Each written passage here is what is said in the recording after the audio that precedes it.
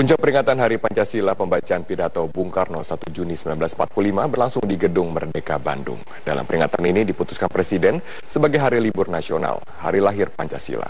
Kita bergabung bersama dengan rekan kami Lalita Ganda Putri langsung dari Gedung Merdeka, Kota Bandung, Jawa Barat. Lalita, bagaimana jalannya peringatan hari lahir Pancasila di Bandung sejauh ini? Ya, jalannya acara peringatan pidato Bung Karno 1 Juni 1945 atau yang dikenal sebagai Hari Lahir Pancasila saat ini masih berlangsung dengan pertunjukan. Sebelumnya ada pertunjukan fragmen tentang hari lahirnya Pancasila, dan pada hari ini pun juga momentum yang sangat tepat bagi Presiden Joko Widodo untuk menetapkan hari ini sebagai hari nasional kelahiran Pancasila. Untuk masalah hari liburnya masih akan berlangsung tahun depan. Dan dalam serangkaian acara hari ini pun juga sangat menarik. Ada penyampaian pidato dari perwakilan keluarga Bung Karno, yakni Megawati Soekarno Putri. Sebagai putri Bung Karno ini, Megawati menyampaikan kepada seluruh masyarakat Indonesia pada umumnya dan juga pada khususnya adalah tamu undangan yang berada di Gedung Merdeka Kota Bandung ini, bahwa Pancasila sehendaknya dijadikan the way of life atau cara pandang hidup. Dan berikut penuturan atau pidato Megawati Soekarno Putri. Selamat Hari Lahir Pancasila. Bangkitlah bangsaku. Dengan spirit Pancasila 1 Juni 1945.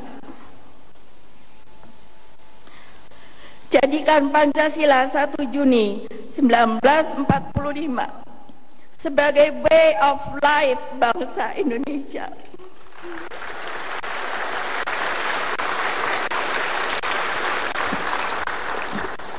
Pancasila 1 Juni 1945 adalah prinsip dasar sekaligus jalan penerang yang harus kita ambil untuk terus melangkah. Teruslah berjalan, teruslah bergerak, teruslah bersama dalam perjuangan.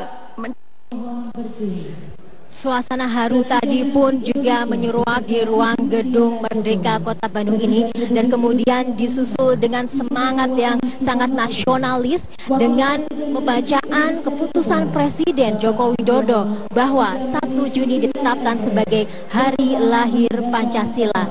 Dan berikut pidato dari Presiden Joko Widodo. Bismillahirrahmanirrahim. Dengan keputusan Presiden tanggal 1 Juni ditetapkan, diliburkan, dan diperingati sebagai Hari Lahir Pancasila.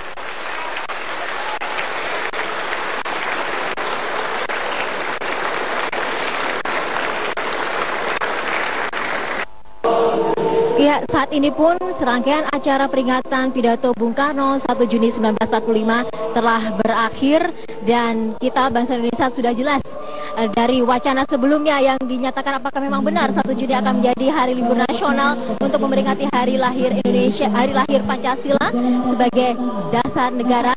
Dan sekarang ini pun juga sudah jelas bahwa kita memiliki satu hari libur nasional lagi, yakni hari lahir Pancasila. Kembali ke studio, Robert. Baik, terima kasih Lalita Ganda Putri atas informasinya langsung dari Bandung, Jawa Barat. Pemirsa, hari ini 1 Juni diperingati sebagai hari lahirnya Pancasila. Sebagai dasar negara Indonesia, berbagai kalangan turut memperingati Hari Pancasila, di antaranya di Bandung, Jawa Barat dan juga di Karanganyar, Jawa Tengah. Puncak peringatan Hari Pancasila dan juga pembacaan pidato Bung Karno 1 Juni 1945 berlangsung di Gedung Merdeka, Bandung. Presiden Jokowi dan juga pejabat negara hadir dalam acara ini.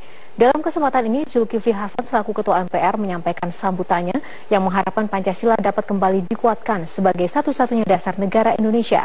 Bukan hanya wacana, hari lahir Pancasila ini diputuskan oleh Presiden Jokowi sebagai hari libur nasional. Sementara itu, ratusan pemuda Ansor menggelar apel kelahiran Pancasila di Taman Pancasila Karanganyar, Jawa Tengah. Dalam apel ini, ratusan pemuda Ansor berikrar setia kepada Pancasila dan juga NKRI, serta akan menjadi garda terdepan membela Pancasila. Apel ini terasa spesial karena digelar di Taman Pancasila Karanganyar yang memang dibangun untuk menghargai jasa Bung Karno sebagai perumus Pancasila.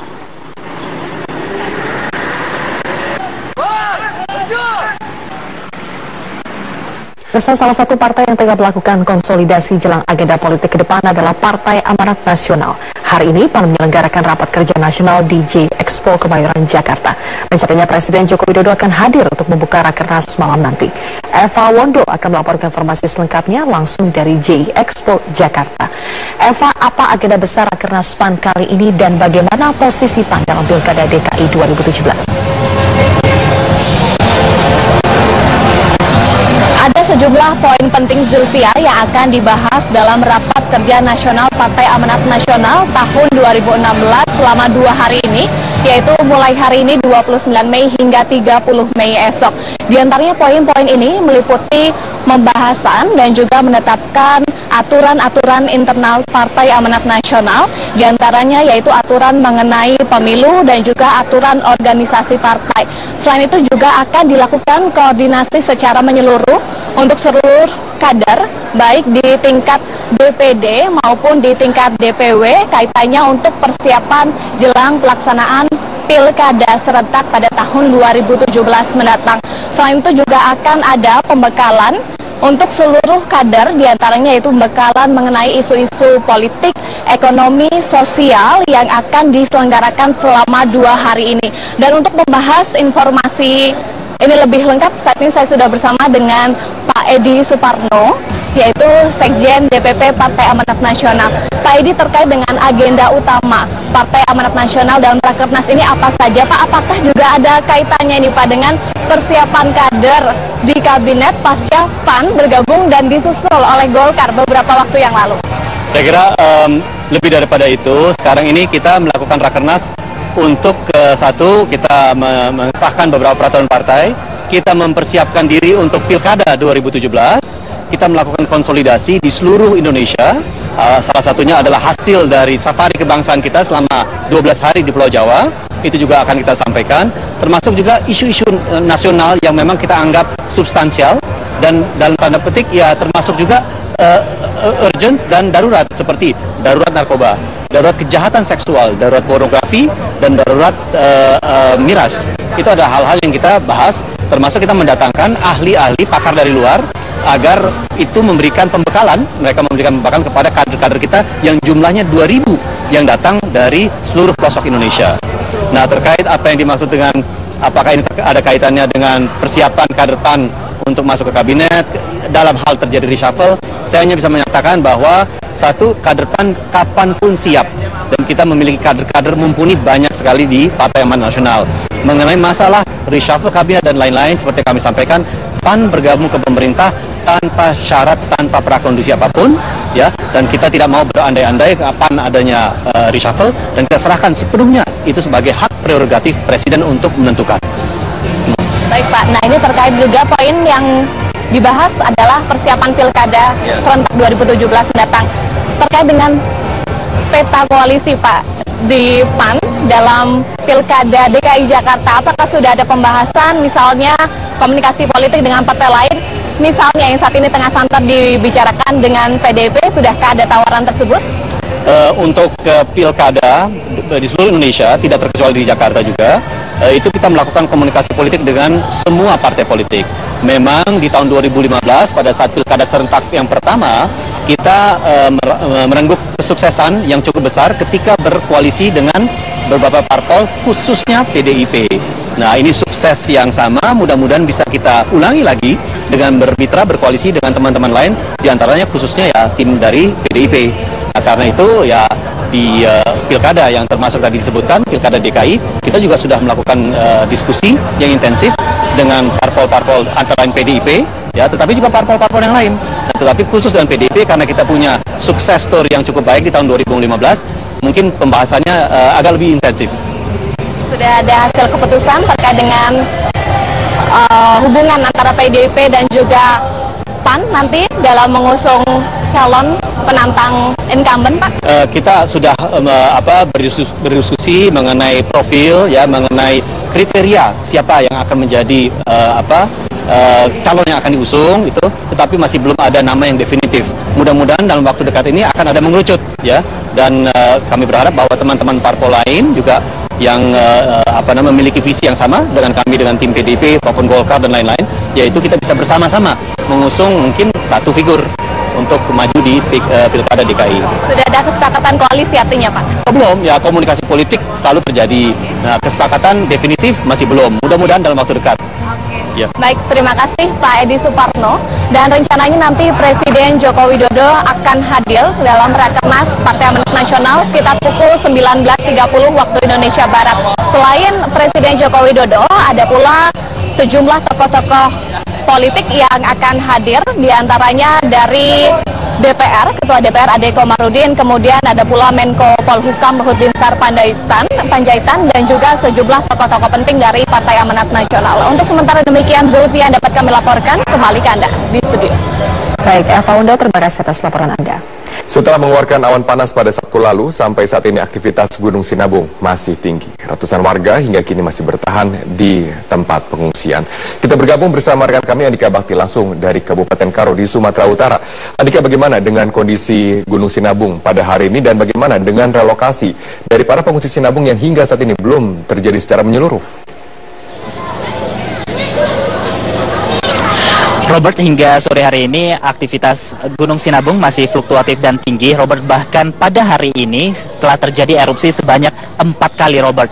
Dan erupsi terakhir ini terjadi pada pukul 15 lewat 43 waktu Indonesia Barat dengan tinggi kolom mencapai 2000 meter. Dan selain erupsi juga tadi terjadi hujan pasir ke arah timur tenggara. Dan selain erupsi juga terjadi guguran lava sebanyak 12 kali dan juga 22 kali untuk gempa hybrid yang merupakan proses pembentukan kubah lava. Dan salah satu dampak dari erupsi ini sangat dirasakan oleh warga yang berasal ataupun yang berada di Kecamatan Simpang 4 Kabupaten Karo yang jaraknya ini berada di radius 9 km dari Gunung Sinabung, Robert. Tidak banyak yang bisa dilakukan warga di sana selain membersihkan badan jalan dari abu, kemudian rumah mereka dan lahan pertanian mereka ini sudah sangat tebal sekali abu yang menyelimuti. Dan salah satu alasan ataupun tujuan warga membersihkan abu vulkanis ini adalah untuk meminimalkan dampak buruk dari abu vulkanis. Kemudian Robert, saat ini saya berada di salah satu penampungan yang ada di Kabanjahe, Kabupaten Karo, dan di penampungan tempat saya berada saat ini ada sedikitnya 338 kepala keluarga yang masih bertahan di posko penampungan. Tapi untuk mengetahui sebenarnya seberapa banyak saat ini warga terdampak erupsi Gunung Sinabung yang masih bertahan di posko pengungsian, saat ini saya telah bersama dengan Bapak Johnson sebagai Sekretaris BPBD Kabupaten Karo. Selamat sore Bapak, mungkin bisa diceritakan sebenarnya sejauh ini ada berapa desa yang warganya diungsikan gitu Pak? Ya, nah saat ini kami dari BPBD Karo mengelola 9 posko pengungsi dari 9 desa, dan untuk keseluruhan itu ada sekitar 9.000 jiwa. 9.000 jiwa dari 9 desa gitu Bapak. Kapan mereka akan direlokasi Pak? Untuk yang di posko pengungsian yang 9 desa ini ada 2 kategori berdasarkan rekomendasi vulkanologi bahwa 3 desa akan direlokasi dan 9 desa lainnya ini dalam evakuasi, artinya bagi status gunung normal mereka akan kembali ke desanya. Ya, jadi khusus yang 3 desa ini akan direlokasi. Nah, berarti ada 3 desa yang akan direlokasi. Mereka ini sebenarnya sudah berapa lama sih berada di penampungan, Pak? Sejak kenaikan status lagi pada April 2015 kemarin ada kegiatan evakuasi sehingga saat ini ada 9 desa. Ini sampai saat ini sudah kita akan upayakan mereka akan ditempatkan di Huntara dan sebagian akan diberikan sewa rumah, sewa lahan karena begitu kehendak dari masyarakat. Apa sebenarnya kendala yang dialami oleh pemerintah?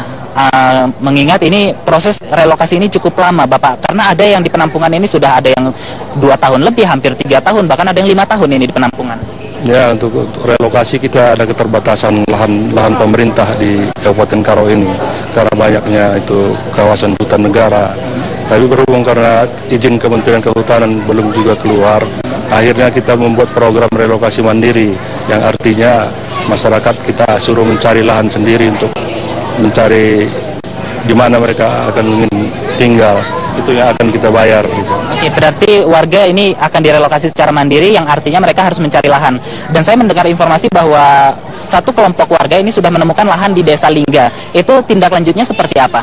Untuk itu kita serahkan kepada masyarakat sendiri, jika memang itu niat mereka akan kita lihat bagaimana memang status tanahnya memang tidak ada silang sengketa, ya silakan saja masyarakat, akan kita bayar itu kehendak mereka. Oke, berarti untuk warga yang akan direlokasi ke Desa Lingga itu secepatnya akan dicairkan dananya seperti itu, Bapak? Ya, jika tidak ada lagi hal-hal yang mengganggu proses ya. Berapa besarannya biayanya? Untuk setiap kepala keluarga yang untuk relokasi mandiri tahap kedua itu akan diberikan 110 juta untuk bangunan rumah dan lahan pertanian. Oke, terima kasih Bapak penjelasannya.